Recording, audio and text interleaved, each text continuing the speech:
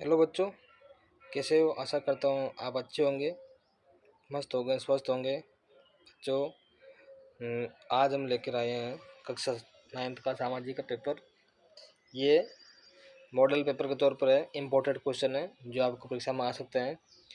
संपूर्ण निचोड़ इसमें दे रखा है पेपर के रूप में, और इसके अनुसार आपका पेपर आएगा। ठीक है, इस प्रकार का पेपर आएगा और आपको कुछ नहीं करना है। इम्पोर्टेंट क्वेश्चन है, पढ़ लेना, याद कर लेना, वीडियो को पूरा देखना, बीच में स्किप नहीं करा था कि आपको वीडियो की जानकारी पूरी मिल जाएगी।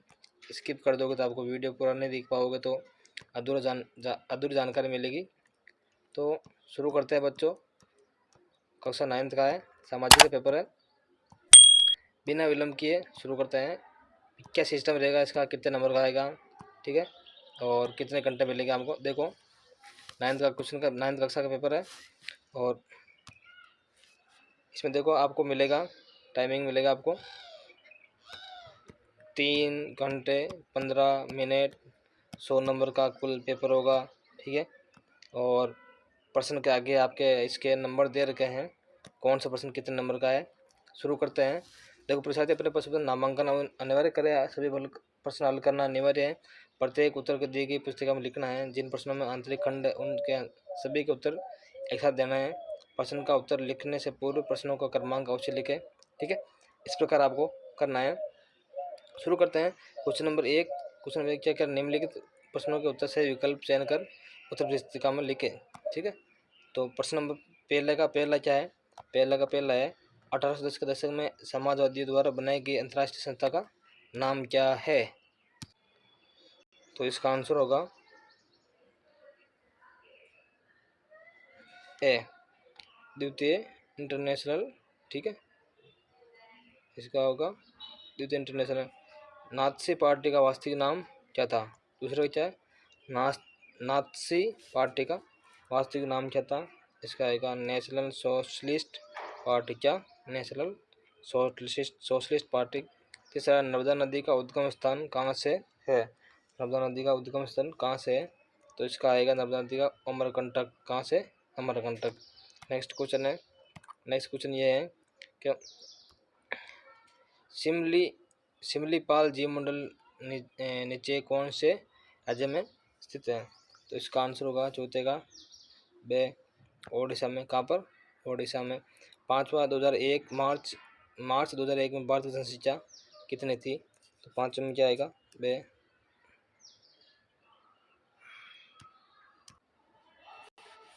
छठे का, इसमें पाँचवें का क्या है? 10,280 लाख, ठीक है। इसका आंसर होगा। क्वेश्चन नंबर चौथा, क्या निम्न में से कौन सा कथन लोकतंत्र के संबंध में नहीं है? छठा क्वेश्चन क्या है? छठा में है कि लोकतंत्र में निर्णय प्रक्रिया में विलंब पाया जाता है। क्या है? लोकतंत्र में निर्णय प्रक्रिया में विलंब पाया जाता है, ठीक है। क्वेश्चन नंबर 7 है, भारत का संविधान बनकर कब तैयार हुआ? तो भारत का संविधान कब बनकर तैयार हुआ था? 26 नवंबर 1949 को भारत का संविधान बनकर तैयार हुआ था। नेक्स्ट क्वेश्चन ये कह रहा है, निम्न में से रबी की फसल है। निम्न में से रबी की फसल कौन सी है? इसमें गेहूं रबी की फसल है। कौन सी? पालनपुर लोगों की मुख्य आर्थिक गतिविधि क्या है? तो इसमें क्या आएगा? नंबर में आएगा कृषि। कौन सी? कृषि। स्वयंभोग है। क्या है स्वयंभोग? गैर आर्थिक क्रिया। कौन सी? गैर आर्थिक क्रिया। इस प्रकार ये विषय है। आप विषय चाहो तो इसमें भी आपका आंसर लिख सकते हो यहाँ पर, ठीक है, 1 से लेकर 10 तक। नेक्स्ट क्वेश्चन चलते हैं अपने आगे। क्वेश्चन है दूसरा कह रहा है रिक्त स्थान की पूर्ति करनी है, ठीक है। भारत में पहला क्वेश्चन है, भारत में लोकसभा और विधानसभा के चुनाव प्रत्येक 5 साल में होता है। कितने साल में? प्रत्येक 5 साल बाद होता है, ठीक है। भारत में लोकसभा चुनाव के लिए देश को 543 निर्वाचन क्षेत्रों में बांटा गया है। कितने? 543 निर्वाचन क्षेत्रों में बांटा गया। डल झील, नैनीताल, तलोग, तालाब मीठे पानी की झीलें हैं। कौन से पानी की? मीठे पानी की झीलें हैं, ठीक है। 1900 इसमें किर्गिस्तान में सोवियत संघ यूएसए की स्थापना क्या कब हुई थी? 1922 में यूएसएसआर की स्थापना हुई थी, ठीक है, सोवियत संघ की। नेक्स्ट क्वेश्चन है इसका, नेक्स्ट क्वेश्चन, समाज का कम समृद्ध वर्ग, समाज का, इसमें नीचे लिखना है आपको, पांचवें में, समाज का कम समृद्ध वर्ग जैकोबिन क्लब का सदस्य था। किसका था? जैकोबिन क्लब का सदस्य था। इसका क्या लिखना है आपको, समाज का कम शिक्षित, समाज का कम समृद्ध वर्ग किसका सदस्य? जैकोबिन क्लब का सदस्य था, ठीक है। क्वेश्चन नंबर 3 है, क्वेश्चन नंबर 3 कह रहा है अतिरिक्त प्रश्नों के अतिरिक्त उदाहरण प्रश्न है, एक शब्द में या एक पंक्ति में उत्तर देना, ठीक है। इसमें नेपोलियन का पतन कब और कहाँ हुआ? नेपोलियन का पतन कब और कब हुआ था? नेपोलियन का पतन 1815 में हुआ था, ठीक है। और क्या हुआ था? वाल्टर युद्ध के, क्या? वाटरलू युद्ध के बाद इसका पतन हुआ था, ठीक है। दूसरा क्वेश्चन, समाजवाद के बारे में नए तर्क किसने पेश किए? समाजवाद के बारे में नए तर्क किसने पेश किए थे? दूसरा है कार्ल मार्क्स और फ्रेडरिक एंगेल्स ने। किसने? कार्ल मार्क्स और फ्रेडरिक एंगेल्स, ठीक है, फ्रेडरिक एंगेल्स ने नए तर्क पेश किए थे, ठीक है। इस प्रकार नेक्स्ट क्वेश्चन है, हिटलर का पूरा नाम क्या था? किसका? हिटलर का पूरा नाम क्या था? हिटलर का पूरा नाम एडोल्फ हिटलर था। क्या था? एडोल्फ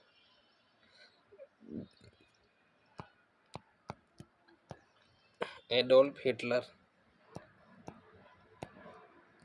ठीक है। नेक्स्ट क्वेश्चन है, बस्तर का कहाँ स्थित है? क्या है? बस्तर कहाँ स्थित है? तो बस्तर छत्तीसगढ़ जिले में स्थित है, ठीक है। कहाँ पर? छत्तीसगढ़, ठीक है, छत्तीसगढ़ में दक्षिण भाग में। कहाँ पर? दक्षिण भाग में, ठीक है, दक्षिण भाग में स्थित है। नेक्स्ट क्वेश्चन क्या है? नेक्स्ट क्वेश्चन है, कोरोमंडल तट पर अधिक वर्षा किससे होती है? कोरोमंडल पर किससे होती है? चक्रवातों में वायुदाब के कारण। क्या होता है? चक्रवातों और वायुदाब, ठीक है, चक्रवातों और वायुदाब के कारण। भारत के नेक्स्ट क्वेश्चन है, भारत का किन दो नेशनल पार्कों का नाम लिखना? तो रणथंबोर, कौन सा? रणथंबोर जो राजस्थान में, ठीक है, और कान्हा, क्या है? कौन सा? कान्हा, ठीक है। नेक्स्ट क्वेश्चन है, 2011 में भारत का जनसंख्या घनत्व था, क्या था? 2011 में भारत का जनसंख्या घनत्व था 382 प्रति वर्ग, ठीक है, प्रति व्यक्ति वर्ग किलोमीटर, ठीक है, व्यक्ति वर्ग किलोमीटर, ठीक है। नेक्स्ट क्वेश्चन है, नेक्स्ट क्वेश्चन क्या है? नेक्स्ट क्वेश्चन है 7वां, ऐसे देशों का नाम लिखिए जहाँ बहुदलीय चुनाव होते हैं, ठीक है, भारत और फ्रांस। कहाँ पर? भारत और फ्रांस, ठीक है। नेक्स्ट, दक्षिण अफ्रीका के रंगभेद सरकार का अंत कब हुआ? कब हुआ था रंगभेद का? 26 अप्रैल 1994। कब हुआ? 1994, ठीक है। नेक्स्ट क्वेश्चन है, सरकार निर्णय से उत्पन्न विवादों को निपटारा कौन करता है? ठीक है, सरकार के निर्णय में जो उत्पन्न विवाद है उसको कौन करता है? सर्वोच्च न्यायालय। कौन करता है? सर्वोच्च न्यायालय, ठीक है। 11वां क्वेश्चन है, वृहद कृषि जोतों का आकार कितना होता है? इसका वृहद जोतों का आकार 10 हेक्टेयर होता है। कितना होता है? 10 हेक्टेयर, 10 हेक्टेयर, ठीक है। नेक्स्ट क्वेश्चन 11वां है कि सन 2016 में भारत का जीवन प्रत्याशा क्या थी? जीवन प्रत्याशा? इसका होगा 69.4 वर्ष, मतलब औसत जीवन जीने की जो उम्र थी वो 69.4 था। क्या था? 69.4। नेक्स्ट क्वेश्चन है, लघुतरत प्रश्न है और इनके थोड़े बड़े उत्तर देने आपको 4-5 लाइनों में। देखो, नेपोलियन के पतन के कोई दो कारण, कौन कौन से दो कारण थे नेपोलियन के पतन के कारण? ये तो अत्यधिक के पहला क्या था? अत्यधिक महत्वाकांक्षा। क्या था? अत्यधिक महत्वाकांक्षा। ठीक है। दूसरा था साम्राज्यवादी भावना। क्या था? साम्राज्यवादी भावना। साम्राज्यवादी भावना। ठीक है। नेक्स्ट क्वेश्चन है, क्वेश्चन नंबर 5 है, उन पांचों क्या है? उन जनवादी अधिकारियों की सूची बनाए जो आज हमें मिले हैं, जिनका उद्गम फ्रांसीसी क्रांति से हुआ। ठीक है। इसका आंसर क्या आएगा? ठीक है। देखो, इसमें अधिकार कौन कौन, मूल अधिकार अपने कौन कौन से? वो है समानता का अधिकार। कौन सा है? समानता का अधिकार। ठीक है, समानता। दूसरा क्या है? स्वतंत्रता। ठीक है। तीसरा क्या है? तीसरा है शिक्षा, संस्कृति, शिक्षा एवं संस्कृति। ठीक है। चौथा क्या है? धार्मिक स्वतंत्रता। क्या है? धार्मिक स्वतंत्रता। ठीक है। पांचवा क्या है?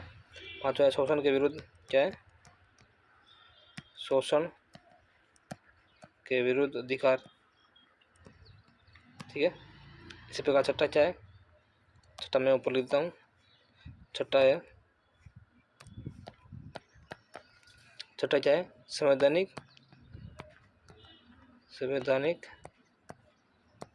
उपचारों का अधिकार है। क्या है?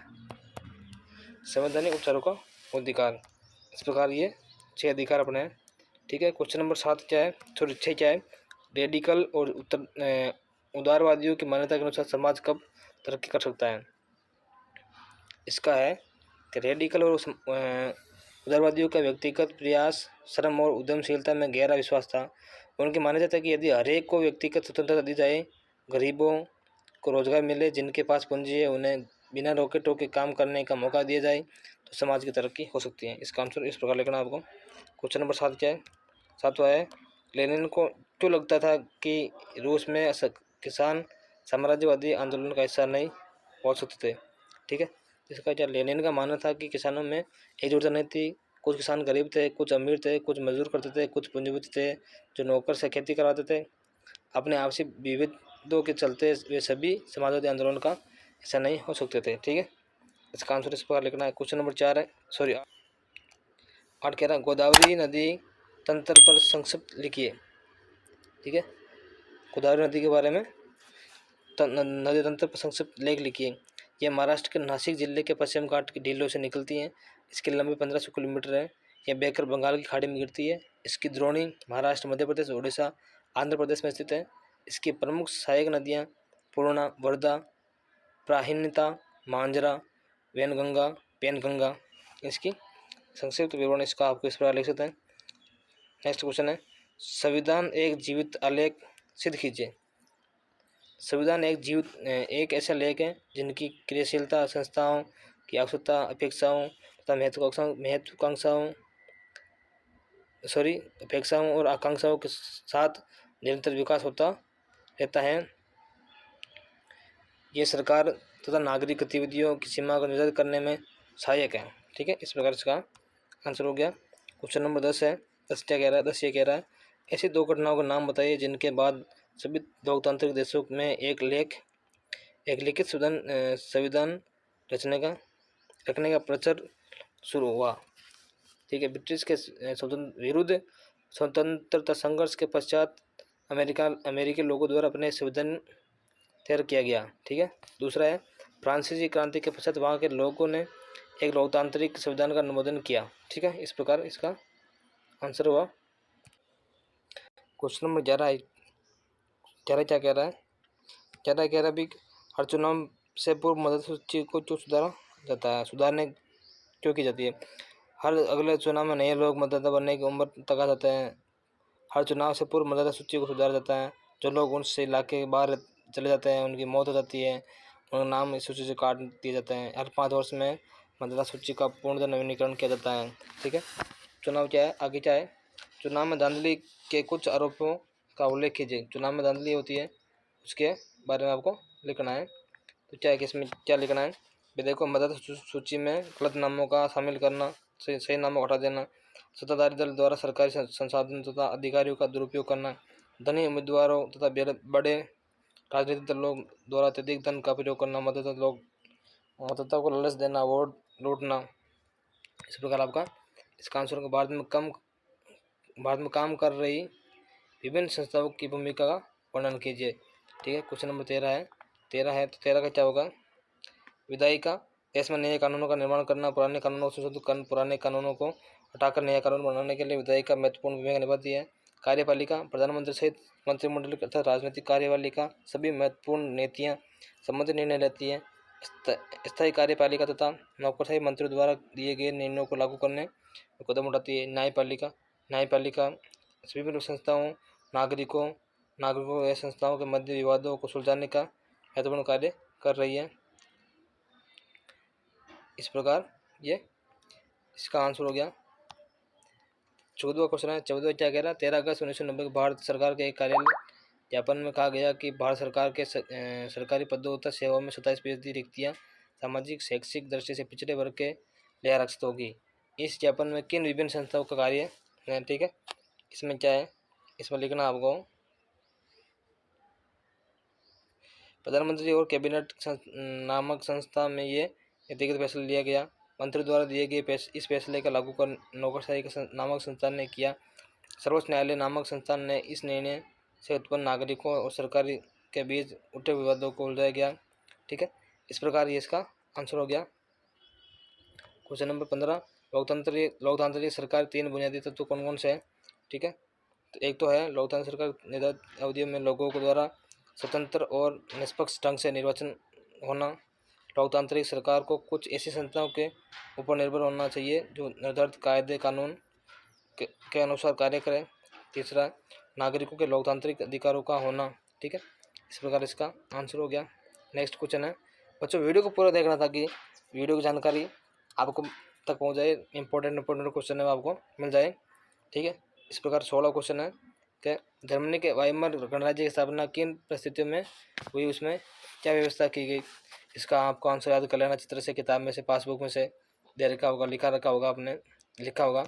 नेक्स्ट क्वेश्चन है। द्वितीय विश्व युद्ध के साया में जर्मनी द्वारा किए गए जनसार का वर्णन कीजिए। इसको आपको याद कर लेना, 2 नंबर का क्वेश्चन है। अब नेक्स्ट क्वेश्चन देखो, खंड से क्या है, गोमंतु कृषि किसे कहते हैं।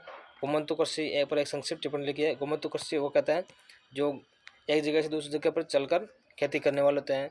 ठीक है, इससे संबंधित आपको अच्छी तरह याद कर लेना और लिखना है। कन्याकुमारी, नेक्स्ट क्वेश्चन है, कन्याकुमारी और कश्मीर में दिन रात की अवधि में अंतर क्यों है। ठीक है, जैसे राजस्थान में भी देख लो, राजस्थान में भी मतलब पूर्वी राजस्थान और पश्चिम राजस्थान में लगभग 36 मिनट का अंतर है। तो वो उधर पूर्वी राजस्थान में जल्दी उगता है, पश्चिम राजस्थान में जल्दी अस्त होता है, सॉरी लेट अस्त होता है। ठीक है, इस प्रकार 20वां क्वेश्चन है। 20वां क्वेश्चन क्या कह रहा है, 20वां क्वेश्चन कह रहा है मानव किस प्रकार की परिस्थिति को प्रभावित करता है। ठीक है, इसके बारे में आपको अच्छी तरह याद कर लेना है किताब में से। 3 नंबर का क्वेश्चन है ये। ठीक है, नेक्स्ट क्वेश्चन चलते हैं। नेक्स्ट क्वेश्चन है, भारत सरकार की जनसंख्या का आकार क्या है। भारत की जनसंख्या का आकार क्या है, संख्या के आधार पर उसके विवरणों को स्पष्ट कीजिए। इसका आंसर आपको याद करना है। ठीक है, नेक्स्ट क्वेश्चन है, लोकतंत्र के विपक्ष में कोई 3 तर्क दीजिए। इसका आपको याद करना है क्योंकि ये इंपॉर्टेंट क्वेश्चन है, ताकि जो आपके एग्जाम में आ सकते हैं। आगे क्वेश्चन है, स्वतंत्रता के अधिकार के तहत भारतीय संविधान के प्रत्येक नागरिकों को कौन सी स्वतंत्रता प्रदान करता है। ठीक है, इसका आंसर आपको याद करना है। नेक्स्ट क्वेश्चन 24वां, संक्षेप में बेरोजगारी के प्रभाव को स्पष्ट कीजिए। नेक्स्ट क्वेश्चन है, भारत सरकार भारत में निर्धनता के प्रमुख कारणों को स्पष्ट करते हुए उन्हें दूर करने तो सुझाव दीजिए। ठीक है, नेक्स्ट क्वेश्चन है 26वां कह रहा है, भारत में निर्धनता रेखा का आकलन कैसे किया जाता है। क्या आप समझते हैं निर्जनता आकलन का वर्तमान सही तरीका सही है? इसका आंसर आपको याद करना है। क्वेश्चन नंबर 27 वगैरह, औपनिवेशिक शासन और के दौरान आए बदलावों का चारों तरफ चरवाहों ने किस प्रकार सामना किया? आधुनिक विश्व में अथवा में देखो, दोनों में से एक करना आपको। आधुनिक विश्व में ने भारत और पूर्वी अफ्रीका चरवाहों समुदाय के जीवन में जिन परिवर्तनों को जन्म दिया उनमें कई समानताएं थी। ऐसे दो परिवर्तनों के बारे में लिखिए जो भारतीय चरवाहा और मासाई गडरिये दोनों के बीच समान रूप से मौजूद थे। ठीक है, ये क्वेश्चन हो गया। इन दोनों में से एक करना है, इन दोनों में से भी एक करना है। ठीक है, भारत में होने वाली मानसूनी वर्षा उसकी विशेषता बताइए। जलवायु, भारत की जलवायु अवस्थाओं के क्षेत्रीय विभिन्नताओं को उदाहरण से समझाइए। ठीक है, 29 प्रश्न नंबर 29 है, राशनों की दुकान में के संचालन में क्या समस्याएं हैं? भारत में खाद्य सुरक्षा कैसे सुनिश्चित की जाती है? इसके बारे में आपको अच्छी तरह से किताब में से याद करना है। क्वेश्चन नंबर 30 है, इसका आंसर मैं आपको बता देता हूँ। ठीक है, क्वेश्चन नंबर 30 क्या कह रहा है? भारत के मानचित्र में दर्शाइए। दक्कन का पठार, दंडकारण्य पठार, कर्नाटक का पठार, बुंदेलखंड का पठार और मालवा का पठार। तो इसका आंसर मैं आपको बता देता हूँ।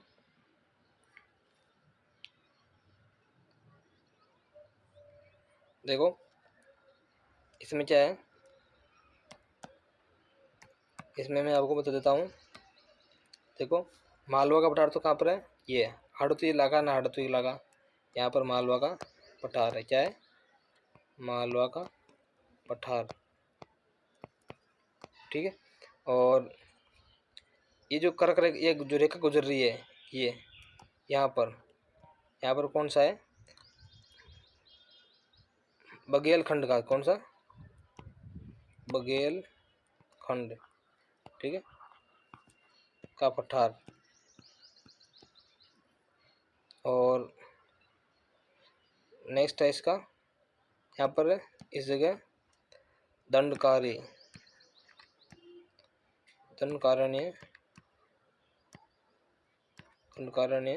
पठार।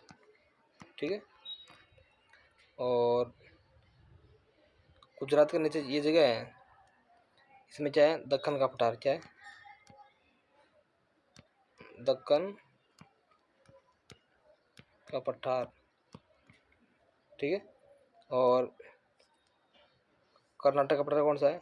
जहाँ कर्नाटक राज्य, ये कर्नाटक का पठार। ठीक है, कर्नाटक का पठार। ये आपका पेपर पूरा होता है। थैंक यू दोस्तों।